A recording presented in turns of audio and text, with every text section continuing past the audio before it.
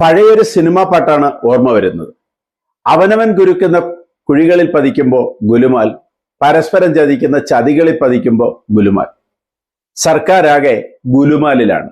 തന്നെത്താനെ ഉണ്ടാക്കിയ, തന്നെത്താനെ തോണ്ടിയ കുഴിയിൽ തന്നെ പതിച്ചിരിക്കും. ശബരിമല തന്ത്രിയുടെ അറസ്റ്റും പിന്നാലെ ഉണ്ടായ ജാമ്യത്തെക്കുറിച്ചുമാണ് പറയുന്നത്. ലോക തീർത്ഥാടന കേന്ദ്രങ്ങളിൽ ഒന്നാണ് ശബരിമല. കേരളത്തെ എന്ന് മാത്രമല്ല, ഇന്ത്യയിലെ ഒരുപക്ഷെ ലോകമാകെയുള്ള വിശ്വാസികളെ ആകെ ഞെട്ടിച്ച ഒരു കാര്യമാണ് ശബരിമല തന്ത്രിയുടെ അറസ്റ്റ്. സ്വർണ്ണക്കൊള്ളയോടനുബന്ധിച്ച് SIT ചോദ്യം ചെയ്യാൻ ആദ്യം വിളിപ്പിച്ചു. രണ്ടാമതും വിളിപ്പിച്ചത് ചോദ്യം ചെയ്യലിലാണ് എന്നൊരു ധാരണയായിരുന്നു കേരളത്തിനാകെ. ഭഗവാന്റെ പിതൃസ്ഥാനത്തുള്ള തന്ത്രി മോഷ്ടിക്കും എന്ന് ആരും കരുതിയില്ല. പക്ഷേ മോഷണക്കുറ്റം ആരോപിച്ച് രണ്ടാമത്തെ പ്രാവശ്യം തന്ത്രിയെ ജയിലിലടച്ചു. ജയിലിലടയ്ക്കുന്നതിന് SIT പറഞ്ഞ കാരണങ്ങൾ ഇതൊക്കെയാണ്: ക്രിമിനൽ ഗൂഢാലോചന, തിരുത്തേണ്ടത് തിരുത്തിയില്ല എന്നീ കാരണങ്ങളാണ്. ക്രിമിനൽ ഗൂഢാലോചന എന്ന് പറഞ്ഞാൽ ശബരിമലയിൽ നിന്ന് സ്വർണം കടത്തിയതിൽ തന്ത്രിക്കും പങ്കുണ്ടത്രേ. തിരുത്തേണ്ടത് തിരുത്തിയില്ല എന്ന് പറഞ്ഞാൽ സ്വർണപ്പാളികളും വാതിലും കട്ടളയുമൊക്കെ കടത്തിക്കൊണ്ടുപോയപ്പോൾ തന്ത്രി ചെറുത്തില്ല എന്നാണ്. ഒരു കാര്യം അറിയണം, തന്ത്രിക്ക് ആകെയുള്ള അധികാരമെന്ന് പറഞ്ഞാൽ പൂജാവിധികളിൽ മാത്രമാണ്, അവിടുത്തെ ആചാരങ്ങളിൽ മാത്രമാണ്. ആചാരങ്ങളിൽ മാത്രം അധികാരമുള്ള തന്ത്രിക്ക് എങ്ങനെയാണ് ബോർഡിന്, എക്സിക്യൂട്ടീവ് അംഗങ്ങൾക്ക്, പ്രസിഡന്റിനൊക്കെ അധികാരമുള്ള കാര്യങ്ങളിൽ ചെറുത്തു നിൽക്കാൻ കഴിയും? അങ്ങനെ കഴിയില്ല. ആചാരങ്ങളിൽ അഭിപ്രായം പറയേണ്ട, അല്ലെങ്കിൽ പൂജാവിധികളിൽ തീരുമാനമെടുക്കേണ്ട തന്ത്രിക്ക് എങ്ങനെയാണ് ഗർഭഗൃഹത്തിന് പുറത്തുള്ള, ശ്രീകോവിലിന് പുറത്തുള്ള കാര്യങ്ങളിൽ തീരുമാനമെടുക്കാൻ കഴിയുക? അക്കാര്യങ്ങളിലൊക്കെ തീരുമാനമെടുക്കേണ്ടത് ബോർഡ് തന്നെയല്ലേ? മറ്റു പ്രതികൾക്കെല്ലാം എന്ന് പറഞ്ഞാൽ പത്മകുമാറിനും വാസുവിനും മുരാരിക്കും ഉൾപ്പെടെയുള്ള മറ്റു പ്രതികൾക്കെല്ലാം 90 ദിവസം കഴിഞ്ഞപ്പോൾ സ്വാഭാവിക ജാമ്യമാണ് കിട്ടിയത്. എന്താണ് സ്വാഭാവിക ജാമ്യം? കുറ്റപത്രം സമർപ്പിക്കാത്തത് കൊണ്ട്, SITയുടെ അനാസ്ഥ കൊണ്ട് കുറ്റപത്രം സമർപ്പിക്കാത്തത് കൊണ്ട് കിട്ടിയ ജാമ്യം. എന്നാൽ തന്ത്രിക്ക് 41-ാം ദിവസം ജാമ്യം കിട്ടി. ജാമ്യത്തിന് കോടതി പറഞ്ഞിരിക്കുന്ന കാര്യം, തെളിവിന്റെ ഒരു കീറക്കടലാസ് പോലും ഹാജരാക്കാൻ SITക്ക് കഴിഞ്ഞില്ല. അപ്പോൾ പിന്നെ തന്ത്രിയെ അറസ്റ്റ് ചെയ്തത് എന്തിനാണ്? 41 ദിവസം തന്ത്രി ജയിലിൽ കഴിഞ്ഞതിന്റെ കാര്യം എന്താണ്? അവിടെയാണ് രാഷ്ട്രീയ ക്രിമിനൽ ഗൂഢാലോചന തെളിഞ്ഞു വരുന്നത്. സ്വർണപ്പാളികൾ കടത്തുന്നതിനും ശബരിമലയെ ആകെ കട്ടുമുടിക്കുന്നതിനും മുൻകൈയെടുത്ത പത്മകുമാറും വാസുവും മുരാരി ബാബുവും ശ്രീകുമാറും ഒക്കെ ഉൾപ്പെടുന്ന വൻ സംഘം രാഷ്ട്രീയ പിന്തുണയോടുകൂടി നടത്തിയ ഈ കൊള്ളയെ മൂടിവെക്കുന്നതിന്, രാഷ്ട്രീയം മൂടിവെക്കുന്നതിന്, കൊള്ളയിലെ രാഷ്ട്രീയം മൂടിവെക്കുന്നതിനാണ് തന്ത്രിയെ അറസ്റ്റിലാക്കിയത്.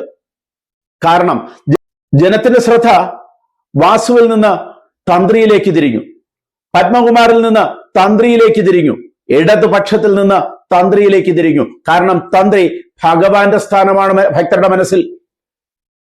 ശബരിമലയെ സംബന്ധിച്ച് തന്ത്രി പിതൃസ്ഥാനീയനാണ് ഭഗവാന്റെ. അതുകൊണ്ട് തന്നെ അങ്ങനെ ഒരാൾ മോഷ്ടിച്ചു എന്ന് പറഞ്ഞപ്പോൾ ജനത്തിന്റെ ശ്രദ്ധ അങ്ങോട്ട് തിരിഞ്ഞു. ജനം ഞെട്ടി. അത് തന്നെയായിരുന്നു ഇവിടുത്തെ രാഷ്ട്രീയ മേലാളന്മാർക്ക് ആവശ്യം. കാരണം തൽക്കാലത്തേക്കെങ്കിലും രാഷ്ട്രീയത്തിൽ നിന്ന്, ഇടതുപക്ഷത്തിൽ നിന്ന്, ഈ മോഷണത്തിൽ നിന്ന് പാർട്ടിയെ രക്ഷിക്കുക.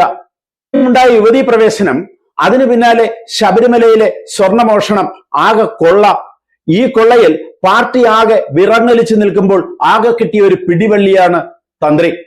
വരുന്ന നിയമസഭാ ഇലക്ഷന് ഇതെല്ലാം തിരിച്ചടിക്കും എന്ന് മനസ്സിലാക്കിയ ഇടതുപക്ഷം ഏത് രീതിയിലെങ്കിലും സ്വയം രക്ഷപ്പെടുന്നതിന് ഉണ്ടാക്കിയ ഒരു പിടിവള്ളി, മുങ്ങിച്ചാവാൻ പോകുന്നവന്റെ അവസാനത്തെ പിടിവള്ളി. പക്ഷേ അത് ഇപ്പോൾ തിരിച്ചടിച്ചിരിക്കുകയാണ്. 41-ാം ദിവസം തന്ത്രിക്ക് ജാമ്യം കിട്ടിയപ്പോൾ എന്തിനാണ് തന്ത്രിയെ കുടുക്കിയത് എന്ന ചോദ്യം ഭക്തരുടെ മനസ്സിൽ, ജനങ്ങളുടെ മനസ്സിൽ ആകെ വിറങ്ങലിക്കുകയാണ്. അത് വരുന്ന ഇലക്ഷന് ഇടതുപക്ഷത്തെ കാര്യമായി ബാധിക്കും. തന്ത്രി അറസ്റ്റ് ചെയ്ത് ജയിലിലായപ്പോൾ തന്ത്രിയെ പിന്തുണയ്ക്കാൻ ആരും ഉണ്ടായിരുന്നില്ല. 1-2 വ്യക്തികൾ ഒഴികെ രാഷ്ട്രീയപരമായി, സാമുദായികപരമായി, സംഘടനാപരമായി തന്ത്രിയെ പ്രതിരോധിക്കാൻ ആരും ഉണ്ടായിരുന്നില്ല. കള്ളനാണ് എന്നൊരു തോന്നൽ ജനങ്ങളുടെ മനസ്സിലേക്കും എത്തിക്കാൻ പാർട്ടിക്ക് കഴിഞ്ഞു, അല്ലെങ്കിൽ SITക്ക് കഴിഞ്ഞു. അത് തന്നെയായിരുന്നു പാർട്ടിയുടെ ആവശ്യം. പക്ഷേ ഇപ്പോൾ തെളിവിന്റെ കണിക പോലും ഇല്ലാതെയാണ് തന്ത്രിയെ അറസ്റ്റിലാക്കിയത് എന്നും അതിന്റെ പിന്നിൽ രാഷ്ട്രീയ ഗൂഢാലോചനയാണ്, പകപോക്കലാണ് എന്ന് മനസ്സിലാക്കുന്ന ജനം തീർച്ചയായും തിരിഞ്ഞുകൊത്തും. അതിനുള്ള അലയൊലികളാണ് ഇപ്പോൾ കേരളത്തിൽ. തന്നോടുള്ള പകപോക്കലാണ് അറസ്റ്റിന് പിന്നിൽ എന്നാണ് തന്ത്രി ജാമ്യാപേക്ഷയിൽ വാദിച്ചത്. കോടതിക്കും അത് ബോധ്യപ്പെട്ടു. യുവതി പ്രവേശനത്തെ ശക്തമായി എതിർത്തിരുന്നു തന്ത്രി. യുവതി പ്രവേശനം ഉണ്ടായപ്പോൾ തന്ത്രി നടയടച്ചു. പിന്നെയോ ദേവപ്രശ്നം നടത്തി പരിഹാര കർമ്മങ്ങൾ ചെയ്തു. അതൊക്കെ ഇടതുപക്ഷത്തിന് ശക്തമായ എതിർപ്പ് തന്ത്രിയോടുണ്ടാക്കി. മാത്രമല്ല, ശബരിമലയിൽ 24 മണിക്കൂറും 30 ദിവസവും പ്രവേശനം വേണം എന്നുള്ള ഇടതുപക്ഷത്തിന്റെ വാദത്തെ, സർക്കാരിന്റെ വാദത്തെ തന്ത്രി ശക്തമായി എതിർത്തു.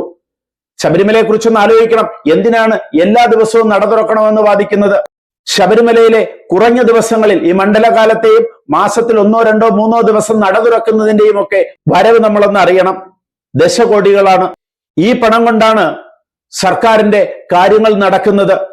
ഈ പണം കൊണ്ടാണ് ദേവസ്വം ബോർഡിന്റെ കാര്യങ്ങൾ നടക്കുന്നത്. മറ്റ് ക്ഷേത്രങ്ങളുടെ കാര്യങ്ങൾ കുറെയെങ്കിലും നടത്തുന്നത്. അതിനൊപ്പം വെട്ടിക്കുന്നതും മോഷ്ടിക്കുന്നതും ഈ പണത്തിൽ നിന്നാണ്. ദിവസവും നട തുറന്നാൽ അതിനനുസരിച്ചുള്ള വരുമാനം ക്ഷേത്രത്തിലുണ്ടാവും.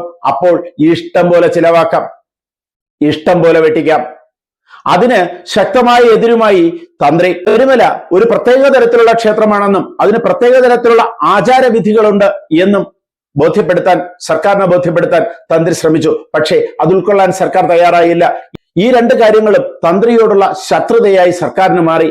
ഇപ്പോൾ മോഷണ രാഷ്ട്രീയത്തിൽ നിന്ന് രക്ഷപ്പെടുന്നതിനും തന്ത്രിയോട് പകവീട്ടുന്നതിനുമുള്ള ഒരു കാരണമായി, ഒരു സമയമായി ഇത് മാറി. അത് ചെയ്യുക തന്നെ ചെയ്തു. തന്ത്രിയുടെ അറസ്റ്റോടുകൂടി അന്നത്തെ സാഹചര്യത്തിൽ തൽക്കാലം ഒന്ന് പിടിച്ചു നിൽക്കാൻ കഴിഞ്ഞ, അല്ലെങ്കിൽ ശ്രദ്ധ തിരിക്കാൻ കഴിഞ്ഞ ഇടതുപക്ഷത്തിന് ഇപ്പോൾ തന്ത്രിയുടെ ജാമ്യവും അതിനോടൊപ്പമുള്ള കോടതിയുടെ പരാമർശങ്ങളും വൻ പ്രതിസന്ധിയാണ് സൃഷ്ടിച്ചിരിക്കുന്നത്.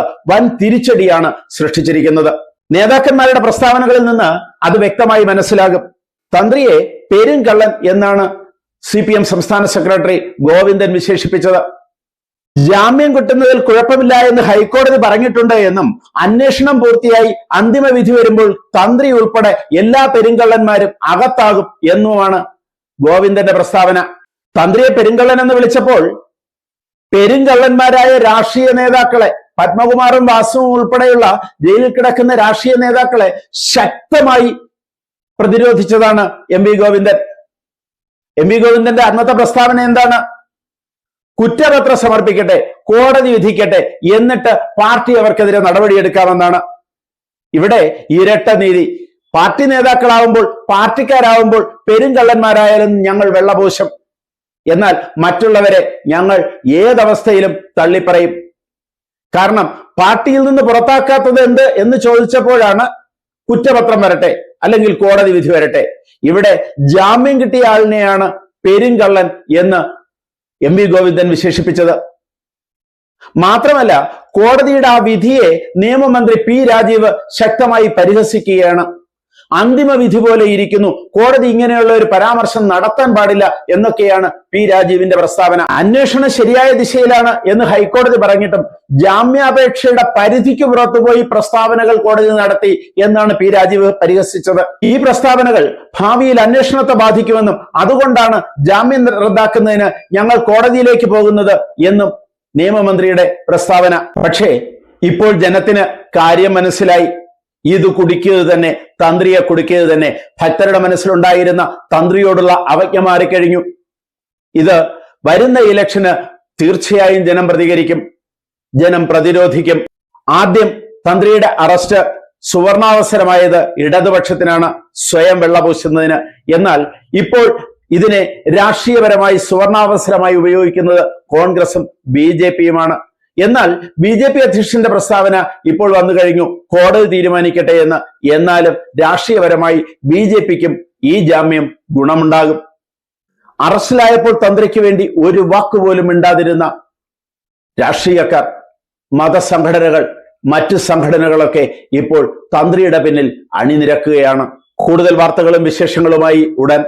ദയവായി ഈ ചാനൽ സബ്സ്ക്രൈബ് ചെയ്യുക.